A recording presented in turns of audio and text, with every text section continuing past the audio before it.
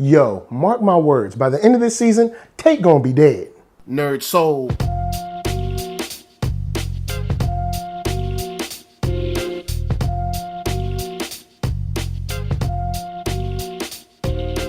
Late Ill Kid at OneYoungsta holding it down, bringing that street geek and nerd soul. What is up, my people, today? Oh yeah, we coming with another wonderful episode of On Screen. We talk about TV, movies, all that jazz, and nerd soul, where we got hip hop, we got some geek, and last week we had a special episode live stream with my boys holding it down. Big shout out to Duncan on Sports, Reckless Insight. Big shout out to KURO Brand. But now we've got episode 5 of Power. And the first thing I want to get into is Papa T. Teresi is he's really buying into this whole snitch thing. Like, I think that he's definitely convinced himself that, being a rat is okay. Now, it's tough because I know I honestly believe he loves Connie, you know what I'm saying? And I believe that Connie loves him as well. But I think during or inside of all this rat stuff, talking to the feds and all that, I think Connie's gonna die over it. I honestly think Connie is gonna catch an L because of what he's doing. Because we've already set the precedent of people dying for what other people do. Look at Raina, you know what I'm saying? Raina's gone. And that's definitely, none of that is her fault. But we get the, Vincent's call. They show up. You got Sammy, you got Tommy, you got Papa T. They show up, and I'm pretty sure everybody knew. We all knew it was a test. Why he acting like, like all slow and everything? Just pick up the gun, fire at Tommy or something. You knew the gun was empty. Like, come on, man. You know good and well what a full gun feel like. I mean, at least I guess that's what they be saying on movies. Now, I do want to make a quick jump to just talking about the twins and the birthday of Tariq and, of course, Raina's passing as well, because I forgot they were twins. Because Raina always seems so much younger, and maybe it's because of the height difference, or Raina was just seems so much more innocent, but she always seems so much younger than, of course, Tariq. So to remember that they were twins, it was like, wow, yeah, they were twins, which would make their bond so much stronger. Like, I know twins in the real world, and their bond is extremely strong. How they react to things, how they feel things, how they kind of understand each other is on another level than siblings that are not twins. So, this has got to be messing with Tariq in a very serious way, but he is just playing it out so whack, man. I'm so tired of that kid. Look, the wrong kid died. He right. When he asked his mom, do you wish I would have died? The reason she walked out, because the answer is yes. You know what I'm saying? It's true. You know what I'm saying? When you sit down, because remember, all this grieving time, you going through anger, you doing Monday morning quarterback, you're thinking about it over and over. And the thing is, she's like, yo, if you would have stood up for what you were doing instead of your sister standing up for what you were doing, then she wouldn't have died. You know what I'm saying? Hey, look, you bought it, so you're gonna have to pay for it. And this is not to say that Tasha wants either of her children killed. But when you think about it, you're like, yo, Raina died for something that was not her fault. You know what I'm saying? At least Tariq was actually doing this stuff. But, leave that alone, because we got tons of stuff, so we gotta slide that out of the way. Let's talk about your boy Dre, because Dre, he in over his head. Dre has continued to show that this just ain't for him. You know what I'm saying? Diego comes in, they're going back and forth, and Diego literally says it like, yo, you in over your head. You ain't ready for this. You're not built for this. You wanted to be Ghost. You thought you were ready, and you weren't. See, Ghost was probably gonna, build you up to be able to handle this stuff, but you weren't ready. You were impatient. So now you're someone who's not, you know what? When it comes to the Jimenez, Dre is like someone who lied on their resume. You know what I'm saying? They put, they know HTML, but they put senior software engineer on their resume. Or they know how to do a little text manipulation in Photoshop, and they put full CS suite, master on their resume. Look, you know a little bit about the game, but you are not prepared to run it at this level. And you're about to mess around with Ghost, and Ghost, at first, Ghost ain't have time. Ghost got the dead daughter. He just got back from jail. He's trying to duck around, be sneaky. But now with his wife and his kids gone, everybody hate him. Ghost is about to do what Ghost does best, which is go inside himself, insulate himself, and become extremely singular-minded. And with those blinders on and nothing but you in the crosshairs, Dre, it's not gonna be good. So before I get to the jump, let's just go on and talk about this squarehead dude. Silver be getting on my nerves. Silver is the exact example of that dude that's like kind of waiting for your girl to be angry. You know the memes where you see it show like a dude looking at your girl's like Facebook post waiting for her to be sad? That's what Silver is. Silver, everything about Silver is just slimy, dude. He's that dude that be waiting for your girl to be sad to be like, oh, you know, I'd never do you like that, girl. Bro, get out of my face with all that. Look, first, you ain't gonna take them kids because you don't want no kids. You know you don't want no kids, and you sure enough can't handle Tariq. You think Tariq gonna call you daddy?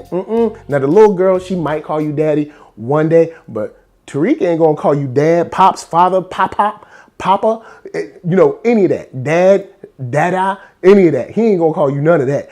And Tasha, she thinks she wants you because right now you the Captain Save 'em. But trust me, you ain't the type of dude that Tasha want. Yes, to a certain degree, you're a better choice than Ghost. But she don't want that. She want Ghost. Right now, her and Ghost ain't vibing. But you ain't Ghost level. You already like, you need to come to the police. She ain't trying to do that. If she was gonna come to the police, she would've came to the police a long time ago. So anyway, I gotta move on. We're gonna get to the break. But look, we got tons of stuff going on in this episode that I am really, really digging. But first, KURO Brand is gonna help us pay them bills.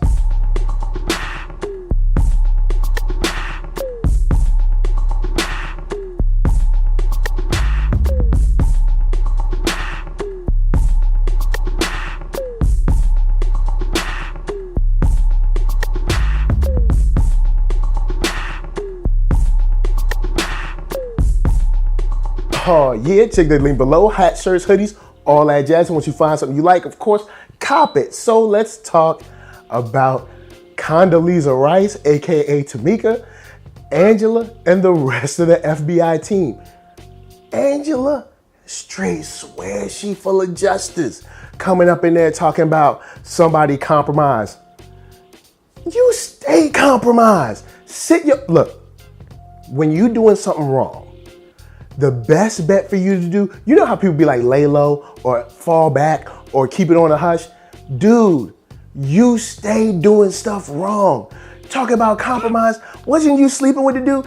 Ain't you the whole reason the case fell apart? Look, you know what? I can't right now with you. All right, check it.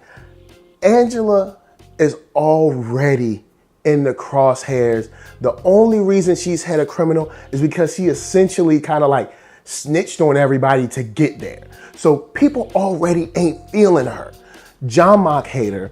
The white dude, I can't think of his name, man. He hate her too. And the brother, the one that's like, come on, bruh, he hate her too. All right. And Tameika just like, Condoleezza Rice just like, I don't know. So she got a whole bunch of folks that's not feeling her. She's in a gilded cage that she knows is about to crumble around her. And she's still trying to act like, oh, here's your files. Ain't gonna throw one to John Mock. Now, I don't like John either, but she ain't had to throw it like that. Also, I like how we caught her with that whole like, oh, well, they watching Tommy. They should be telling me I'm the head of criminal. And then Condoleezza was like, well, didn't you do something last week? She was like, oh yeah, I'm sorry, I should have told you about that. See, hypocritical. She's whack, hypocritical, and just wrong at the same time. You know what? Hypocritical, whack, and self-righteousness is a combination that just shouldn't be mixed. So look, let's get all that out of the way. Let's talk about your boy Ghost pulling a chess move. All right, that's right, pulling that chess move up out you. See, Stern comes, Ghost comes, Tate comes, Drake comes. They all like their little mediation. And Tate gets smart, Stern gets smart, Tate gets his little upper hand, and they walk out. And Stern's like, you know what? You've been the smartest for the longest time. You've got things laid out. You can handle stuff, Ghost. Go handle it. And this is what I'm talking about. Ghost is about to be like, hold on. Let me sober up. Let me get at this and hit him from all angles. Because I don't have to just come from the street side. See, I can also come from the legal side. And cats forget about corporate gangsters. Like, corporate gangsters is gangsters too. You know what I'm saying? And he pulled out that non-compete clause on him because he knew that non-compete clause is a chess move. Because he knows if he gets you out that club, then you can't run them drugs and you can't make that money, and Jimenez gonna be mad. And that is a chess move that I was like, perfect stroke of genius. I'm glad he handled it. And I felt like Ghost was back on his G. But then dude gets mad that Dre comes to the club. Let him come to the club. You won right now. Like, even when he was getting angry, I was looking at the screen like, Ghost, you won. You won this round. Let him come. Because see, right now, he's just trying to get under your skin. But right now, he's a flea, you know what I'm saying? And you the big dog. Just let him have this little come to your club because he's trying. You know what I'm saying? Let him have that because you won the war. You're about to get him out of good favor with Jimenez. What you've done has effectively started a chain that could react to him not having the protection of the Jimenez. That's what you did. He just came to your club trying to front. You ain't got to worry about that. So anyway, I just want to give Ghost his props, but then say, look, man, relax, man. And also get off the drugs, the alcohol, the weed, whatever. Get off of all that. You know what I'm saying? You got to be clear right now. All right, Ghost, we need you back to prison clear. You know what I'm saying? We need you at that level right now. Now, before I go, I will remark on the birthday. Because there were some interesting parts of the birthday. The main part where Ghost wasn't there and everybody was kind of like not talking about the elephant in the room of him not being there, which I think regardless of anything, he should have been there because family comes first. You know what I'm saying? When worst come to worst, my peoples come first. Dilated People said it. You know what I'm saying? You know, look, y'all know the hip hop references, but this is a time when you got to get your family core strong. And I feel like because he wanted to do that victory lap, he kind of failed on that part. But that ride with Tommy and Tariq was quite interesting. Quite interesting. Because I was wondering if Tommy had put 2 and 2 together. And of course he had. Like, dude comes in, you know, they ride having a good time. Like, pull up over here. He like, so why you snitch on us? You know what I'm saying? And Tariq had, the look on Tariq's face was so perfect. Like, I was so glad to see the dumbness on his face because he's just a dumb young man. Oh, this is a family show. And then the last part of the birthday, I guess, not the birthday celebration itself, but just Ghost coming home to Tariq, and Tariq at that age, because all boys get at this age where they want to be combative with their father. It's just that kind of rites of passage thing where you've got youthful vigor plus a disrespectful attitude, plus thinking you know it all, plus like all this stuff. And then the father has his own issues as well. So they clash, and they clash in a very good way. But I just feel like the whole issue with Tasha not stepping in earlier would have kind of prevented that. So I'm gonna leave the last part off to you. Guys, what does Ghost being a better man mean to you? To me, in this particular situation, it means wising up, sobering up, clearing up, and attacking all enemies simultaneously with a wonderful plan as you did in like season 2 and 3. But guys, holla at me, I'ma holla at you. Down in them comments, let's talk power. I'm so psyched. I'm trying to get something special for you guys for the finale. Also, thank you for tuning in for that live stream last week. We had a bow. So before I bounce, I'm gonna tell you guys to hit up ThatNERDSoul.com. That's right, check me out right there. All my videos from the oldest, newest, latest, greatest, and all that. Then hit up shop.ThatNERDSoul.com and pick yourself up a t-shirt player. Don't forget to get one for them playettes. Then come back here, like, comment, subscribe, and share that NERDSoul. That's right, there's no better way that I can show people that you like what you are watching. So, LA, what up? VA, what up? RVA, you got my heart. And please be good to yourselves. Please be good to each other. And remember, just because you got the political stuff all on your side, don't mean you can't get got. Peace.